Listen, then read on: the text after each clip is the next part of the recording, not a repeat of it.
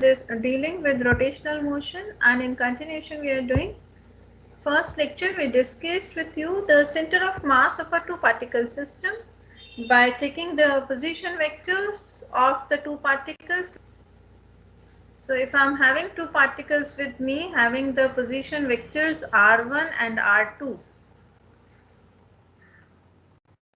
so the center of mass of this line are the positions where the masses m1 and m2 are lying, that can be taken by joining the line, and here if I take the center of mass, then RCM can be taken as the position vector for the center of mass of the two particle system.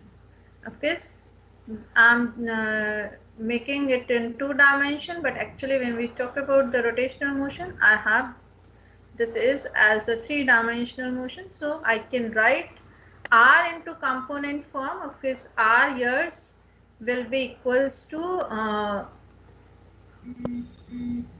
I cap x plus j cap y plus k cap z.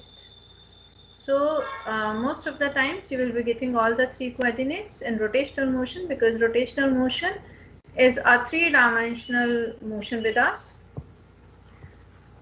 It's like circular motion, we can extend to 3 dimension, then I will be able to understand the things. Like in place of circle, I need to consider a sphere. Like we are talking about the motion of the earth, we are talking about the motion of a wheel, about its axis. So we talk about the rigid bodies of this.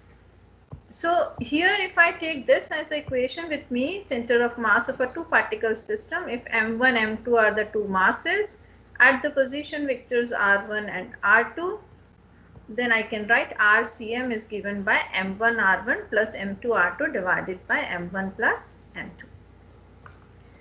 Now just again we can make the things easy with us, that if the two particle system, I assume that if the center of mass of this system is lying at the origin means here at O position. At O position, it means all x, y and z coordinates for the center of mass, they are equals to 0. And under that condition, I can find the value. If I put RCM equals to 0, then I can put this value of RCM 0 in this equation. You may call it as the first equation with you, and then you can put the value here. Then what you will be getting is, you are getting R2, it is equals to minus of M1 R1 divided by M2, or you can write the value of R1 in comparison to R2. Whatever method you may use to write, you can write R1 it is equals to minus of M2 R2 divided by M1 also, that also can be written. So this is just to conclude the special case with us. We are taking that center of mass is lying at the origin. Now again, to understand the things, if I am taking this system of a two particle system consisting of masses m1 and m2 lying along a line, that is along the x-axis only, then what will happen? It means I am having the particles are lying here along the line. This is m1, this is m2, and I am assuming the origin here. It means x coordinate, xcm is 0 taken, and this distance will be equals to yours, because if you take on the positive side m1, then you can keep it by convention that this distance is x1 and this distance is x2. Whatever otherwise you may take, x1 or x2, anywhere you may take. Then you can write m1 x1 plus m2 x2, it is equals to 0, or you can say x2 it is equals to minus of m1 x1 divided by m2. So it means if m1 is equal to m2, then this position of this distance of the x1 and x2 distances will become, if m1 is greater, it means this m1 is greater, then x2 will be greater. It means where the center of mass will be lying, center of mass will be lying closer to the heavier mass m1. So same way, if I say that m1 is m2 is greater, then of course x2 will be less. So you may take the values that your center of mass will always come closer to the greater mass. This will help you to further solve the things. And similarly, if you want to take for the, if you consider it on the y-axis, then you may take for the y, what will be the y coordinate for the second mass in respect to the, sorry, with respect to the first mass, and similarly for z-axis also you can calculate. So all these things will go on the similar pattern as for x-axis, but from here it is easy to conclude with you that if the mass is greater, then your x1 is less. X1 is less, it means center of mass will come here, then your center of mass will lie closer to the heavier mass, or I can say the greater mass. So this is the important thing for you people to conclude with the things, that your center of mass will give you the idea, and on the basis of this only we are able to study the binary systems in nature. Like when we are talking about the binary stars, then two stars we are taking, binary stars means both the stars, they are moving about a common point, common center of mass. That point is your, of course, center of mass. So one star is moving here and second star is moving in this direction, and as a result your center of mass of the system that remains at rest, like moving along a line. It can have the uniform velocity or it will remain on at rest. So what is binary system? Binary system is simply consisting of two bodies which are orbiting around a common center of mass. And for that you may take examples like we have discussed for the motion of the center of mass and momentum conservation. So because if we are taking the system consisting of these two stars S1 and S2, then external force, if it is 0, then your linear momentum is conserved, because external force means dp by dt, it is equals to 0, or I can say p is constant. So linear momentum is constant. It means I may say that mass is already constant, so velocity of the center of mass will be equals to constant. So center of mass will be having the same motion with you. So that is to learn that your body VCM will come out to be equals to constant. So if having a system and no external force, forces only internal forces are acting, then I may say that here according to Newton's second law, that rate of change of linear momentum is 0.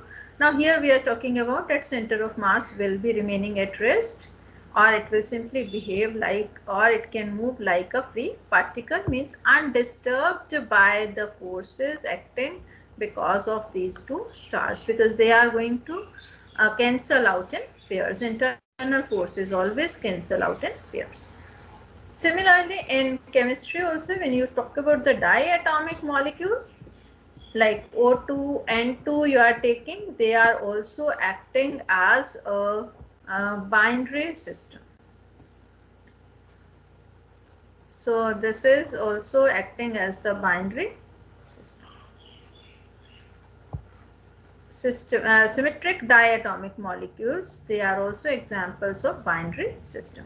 So that considered as a spring motion, like one molecule of O is here and the another molecule you may take at some distance, then this behave like a spring, and it moves like a spring, means internal, because of the internal forces, and while external force again we are considering 0, so velocity of the center of mass will be equals to constant.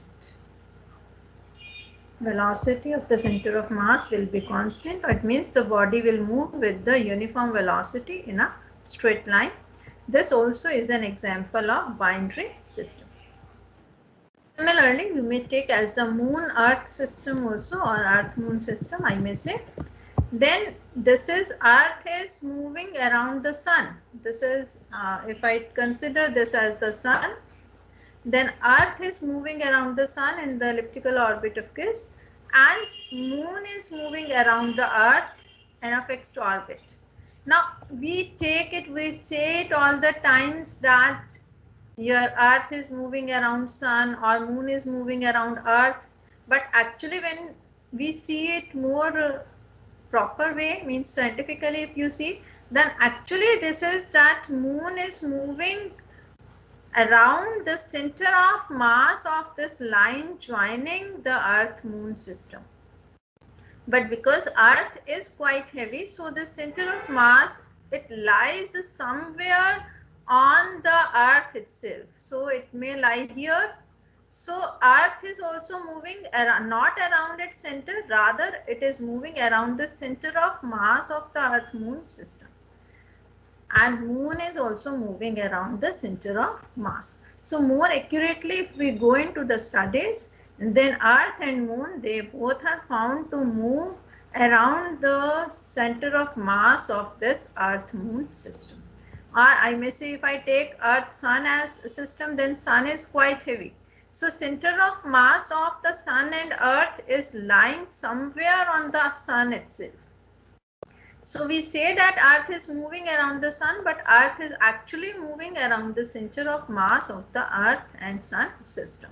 So we are considering these two particle systems with us, and because we have learned this thing that center of mass of two particle system, if the masses are not equal, then it lies closer to the heavier body.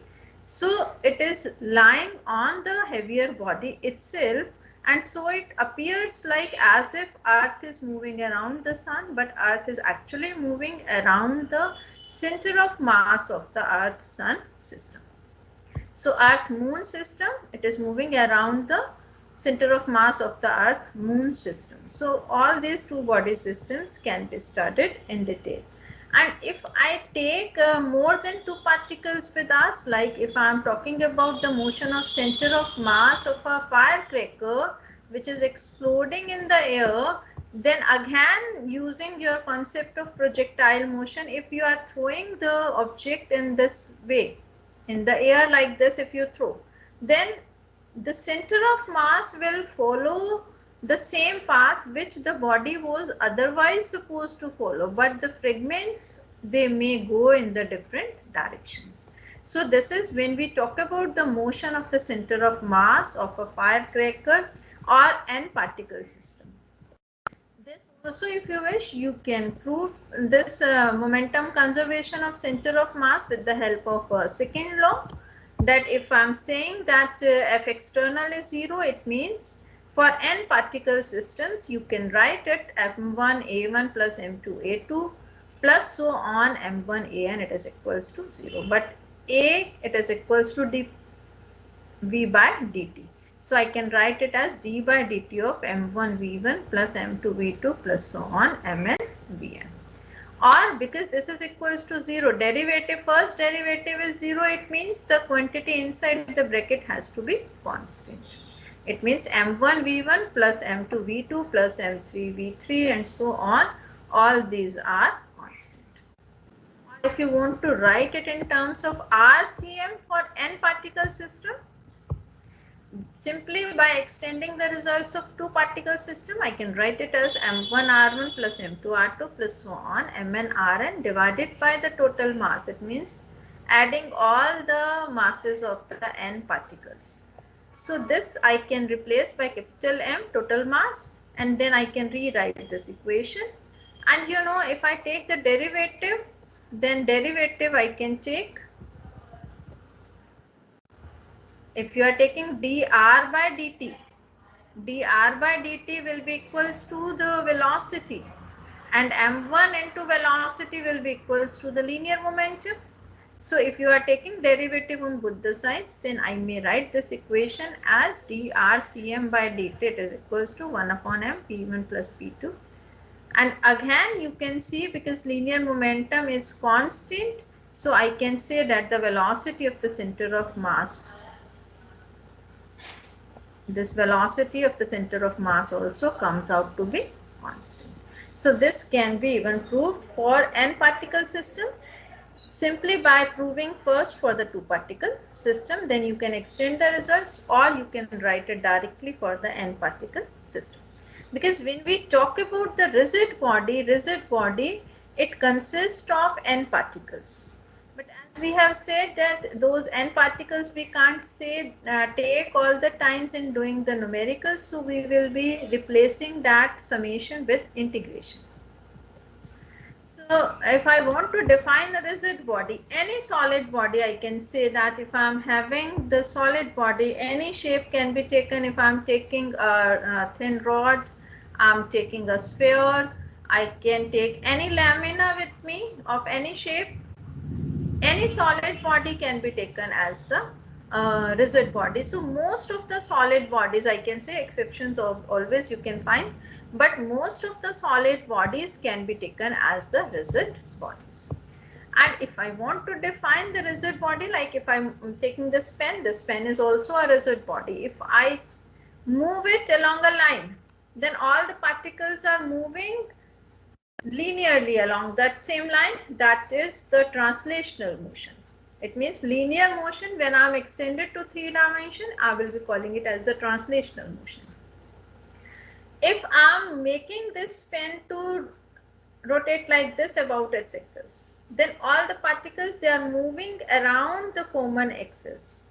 That is the rotational motion. Means I am extended the circular motion, then for n particles, rigid bodies, then that will be termed as the rotational motion. But what is important is that even if I am applying force either by moving this or both the ways I am moving linearly and rotational, both the effects I am giving, in that case what is happening, the particles of this pen with respect to each other, they are not changing their position. They may change the position with respect to me, with respect to the any fixed point, but if I see their relative position of this particle and this particle will always remain the same. It means the relative position of the particles here, if this is I'm saying the first particle with me, then I may take the number of particles here. The relative position of the particles, that is remaining fixed. It means even if I make this ball, this rod to move, sorry, if I am making this rod to move along any linear line this way, then of course that is the translational motion, but the position of the particles, that is not changing with respect to each other. So position of the particles with respect to each other, m1, m2, they are not changing.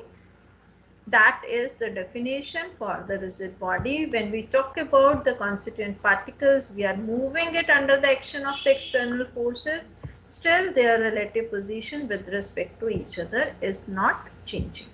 That is your rigid body. Definition for the rigid body. So most of the solid taken as the rigid bodies. And when we talk about the center of mass of a rigid body, like if I'm saying I'm taking a thin rod, then it lies in the center of this. If AB is the thin rod of the same uniform density. If I'm taking a triangle, as I said, that when we take the triangle, uniform lamina, triangular lamina, then the center of mass lies in the center of this where these all the lines perpendiculars are meeting, means at the centroid of the triangle. So for a uniform triangular lamina, center of mass is at the centroid. So same way, if you take a square lamina with you, then center of mass will lie at the point of intersection of the diagonals. It means for a regular square lamina, the center of mass will lie at O point where the diagonals they intersect. So for the uniform, means for the bodies which are having the uniform density, center of mass lies at the geometrical center. So center of mass, it means it depends upon the geometrical shape and it depends upon the distribution of mass. So even if you are having the masses in the square lamina but not uniformly distributed, then it will not lie at this point or point. It may lie at some other point where the heavier masses are there. So that thing is kept in mind while designing also. So center of mass is finding a lot many applications in daily life also. So you should be able to find the center of mass of the rigid bodies. Like I have taken a thin rod of length L, I want to find the center of mass of this uniform density rod with me, which is of mass M. L is the length. Capital L is the length, capital M is taken as the mass. So we have to take the help of the integration whenever I have to find the center of mass of any uniform body with me. So for convenience, I am taking again, I am here at origin O point, and this OB I may call it as the length which I have kept along the x-axis for my convenience. You may keep it along y-axis or along z-axis, and accordingly you can work out, no problem. So for finding the center of mass for a uniform body, I have to have this formula with me for the center of mass, like I have kept it along the x-axis. So I am writing the formula for x coordinate. It means x-cm, that is equals to 1 upon m integral of small x dm, where small x is the distance from this O point where I am assuming my center of mass to be there, and small element which is taken here is of the length dx, and this element dx length, this element is the small mass element, I am calling it as dm. So I want to find the mass of this small element. So for mass capital M, length is L. Now dx is the length. So you can write, for if L is the length, if L is length, then mass it is equals to capital M. So if length I have taken as unity, then mass will be equals to M upon L. If length I have taken dx, then mass will be equals to m upon L into dx. So this mass is the mass of the small element, that means dm. So dm I can write as m upon L into dx. Now this dm is known to me, and I have taken this small mass at a distance x from the origin, it means from my assumed point, and this x can vary from 0 to the total length. So for integration, I will be taking the limit 0 to L. This x distance I can vary from 0 position to the maximum length, that is capital L. Now if I put the values here, I am getting 1 upon m, which is equals to integral of 0 to L x into dm, and dm is m upon L into dx. So m is constant, L is constant, can be taken out, and of course capital M will get cancelled, and I am left with 1 upon L integral of x dx. Now you know the formula of integration, that is x n plus 1 divided by n plus 1 if I take the integral of x dx. So by solving, I am getting it as x square by 2, and limits you have to keep it like this after taking integration, and then you put the value of the limits, upper limit minus lower limit. So when you put the value of the limits, you are getting the equations with you xcm, it is coming out to be L by 2, because this is 1 upon L into L square by 2. 1 L will get cancelled. So I am getting xcm, that is equals to L by 2. So it means the center of mass for this thin rod, which is of uniform density, lies at its geometrical center, that is L by 2.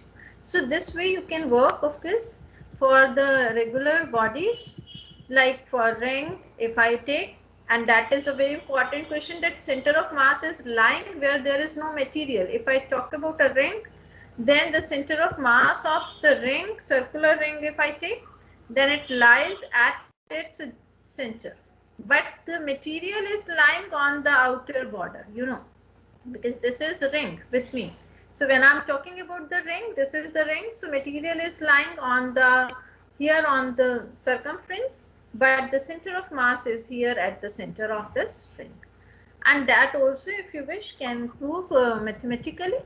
Now I have taken one more question with you. I want to find the center of mass of a semicircular ring. This is half of that ring has been taken.